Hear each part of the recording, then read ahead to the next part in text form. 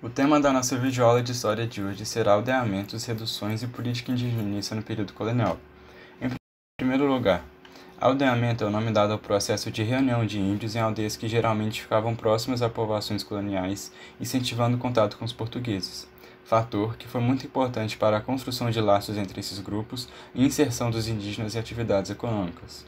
No plano físico, as aldeias eram organizadas seguindo padrões mestiços, ou seja, possuía características de diversas etnias reunidas em um só lugar e híbridos de disposição dialogal, que favorecia os contatos com os portugueses. Sendo assim, no ano de 1661, a aldeia dos Tapajós foi transformada na sede da primeira missão jesuíta do Rio Amazonas. Esses descimentos alteraram de modo drástico a organização cultural e sociopolítica desses grupos, resultando em configurações multiétnicas. O trabalho indígena, voltado para a coleta das drogas do sertão, como cacau, baunilha e urucu, era a garantia do sustento da missão. Observamos, portanto, que o processo de aldeamento no período colonial não se tratava apenas de uma missão do clero regular, mas envolvia questões políticas de dominação e questões econômicas. Os índios passavam a habitar esses locais de formas variadas, seja através de resgates de índios em situações impróprias, como de escravidão, consentimento, pacificação, ou descimentos, ou seja, expedições na quais os índios tidos pelos religiosos como bravos eram conduzidos para serem aldeados. Esses aldeamentos localizavam-se próximos às povoações dos colonizadores e de terrenos com recursos hídricos e florestais, que facilitava a exploração e as relações. Já na segunda metade do século XVI, a política de aldeamento esteve associada à ação dos jesuítas religiosos portugueses. Nos aldeamentos jesuíticos, os índios eram educados para viver como cristãos. Essa educação significava uma imposição forçada de outra cultura, a cristã, por meio de uma catequese lúdica, que contava com teatros e músicas. Entretanto, não se pode considerar tal processo como paraíso indígena. Segundo a historiadora Maria Celestina de Almeida, são razões suficientes para se acreditar que aldear-se podia significar para os índios a opção pelo mal menor diante da opressão e violência da conquista e da colonização. Porém, ressalte-se que ser súdito cristão não implicava absolutamente numa condição de igualdade. Os jesuítas, portanto, valiam-se de aspectos da cultura nativa, especialmente a língua, para se fazerem compreender e se aproximarem mais dos indígenas. Esses missionários traduziam a língua tupi, elaborando dicionário, e inseriam os indígenas em ofícios a partir desses aldeamentos.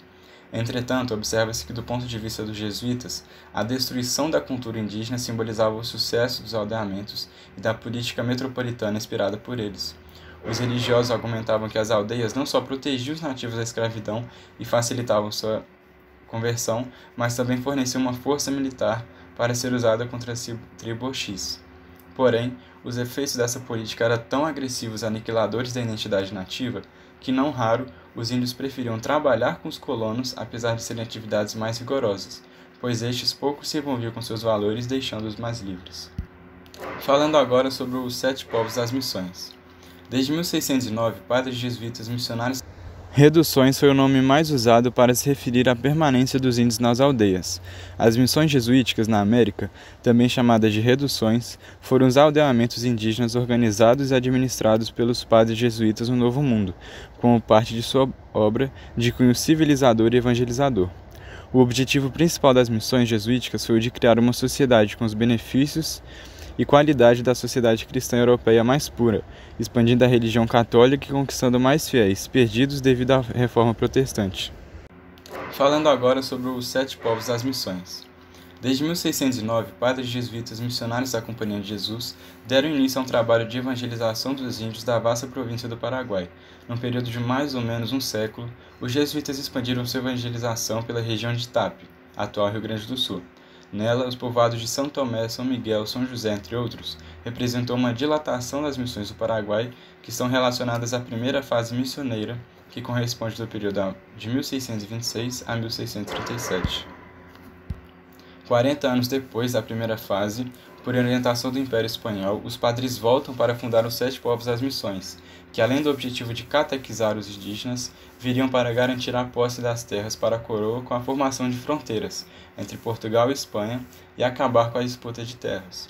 Portanto, os 7 povos das missões é o nome que se deu ao conjunto de 7 aldeamentos indígenas fundada pelos jesuítas espanhóis na região do Rio Grande de São Pedro, atual Rio Grande do Sul.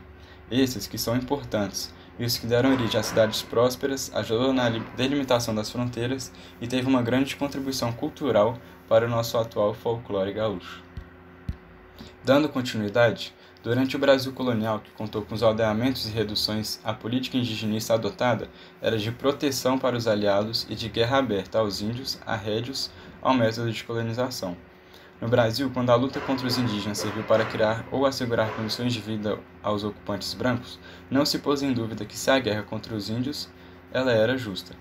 A legislação colonial produziu muitos dispositivos que justificavam a prática da guerra justa e proclamavam em comum a liberdade dos índios, permitindo, no entanto, o seu cativeiro em caso de guerra justa determinada pelo governador-geral ou ainda o seu resgate em determinadas situações. A Guerra Justa mostrou-se, pois, como justificativa para a escravização dos indígenas, valendo-se dos argumentos da salvação das almas e da condenação da antropofagia, que, embora não fossem juridicamente reconhecidos, serviam de reforço à sua ideia principal. Portanto, entende-se com base nesse princípio, a escravidão indígena era permitida e justificada pelos missionários apenas nas condições de guerra justa, ou seja, apenas em condições em que os indígenas eram hostis com os colonizadores ou os ameaçavam. Entretanto, já a partir de 1988, a Constituição estabeleceu que os direitos dos índios sobre as terras que tradicionalmente ocupam são de natureza originária. Os índios têm a posse das terras que são bens da União. Abre aspas. A necessidade de demarcação da terra indígena é a espinha dorsal de toda a luta ancestral da população indígena no Brasil. O principal motivo da política indigenista hoje é a preservação das culturas indígenas, através da garantia de suas terras e o desenvolvimento de atividades educacionais e sanitárias, previsto na Constituição. Tal medida tem como objetivo reparar todo o histórico de colonização e de dominação do período colonial no país.